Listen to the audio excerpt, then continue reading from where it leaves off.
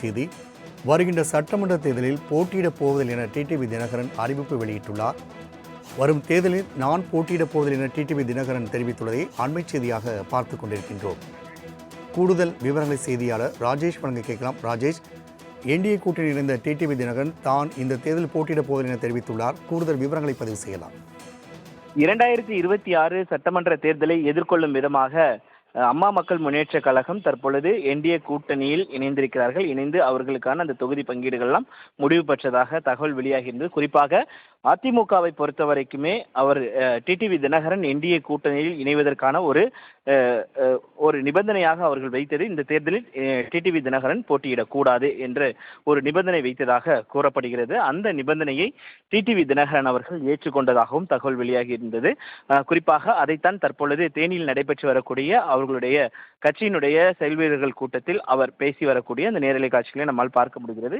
இந்த கூட்டத்தில் பேசிய டிடிவி தினகரன் இந்த தேர்தலில் நான் போட்டியிடப் போவதில்லை என்று அவர் தெரிவித்திருக்கிறார். மேலும் என் சார்பில் போட்டியிடுபவர்களை வெற்றி பெற்று அமைச்சராக்குவதே எனது ஆசை, எனது நோக்கம் என்றும் அவர் தெரிவித்திருக்கிறார். மேலும் தர்ம யுத்தம் நடத்தாமல் இருந்திருந்தால் ஓபிஎஸ் முதல்வராக நீடித்திருக்க வாய்ப்பு இருக்கிறது என்று அவர் தெரிவித்திருக்கிறார். முதல் முறையாக விஜயையும் அவர் சாடியிருக்கிறார். குறிப்பாக எம்ஜிஆர் படத்தை வைத்துக் கொண்டு அதிமுகவை ஊழல் கட்சி என சும்மா டயலாக் பேசுகிறார் விஜய் என்று டிடிவி தினகரன் கடுமையான விமர்சனத்தை முன்வைத்திருக்கிறார். மேலும் சினிமாவில் நடித்தவர்கள் எல்லாம் எம்ஜிஆர் ஆகிவிட முடியாது என்ற அந்த தகவலையும் அவர் தெரிவித்திருக்கிறார். மேலும் முதலில் விஜய் வீட்டை விட்டு வெளியேறி செய்தியாளர்களை சந்திக்கட்டும் என்று அவர் தெரிவித்திருக்கிறார்.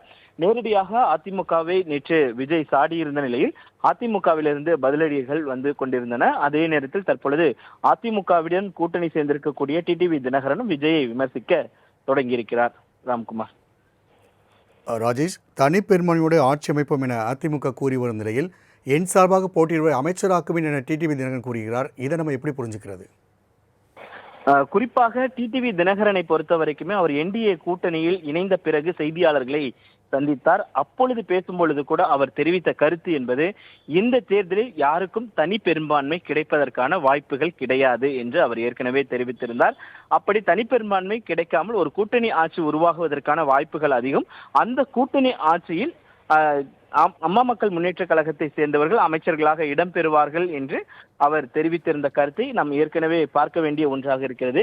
அதிமுகவை பொறுத்த வரைக்குமே அது அவர்களுடைய கருத்தாக இருக்கிறது. இந்த தேர்தலில் நாங்கள் தனிப்பெரும்பான்மையோடு வெற்றி பெறுவோம் என்று.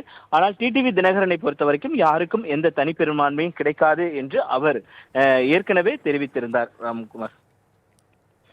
ராஜேஷ், தகவலுக்கு நன்றி.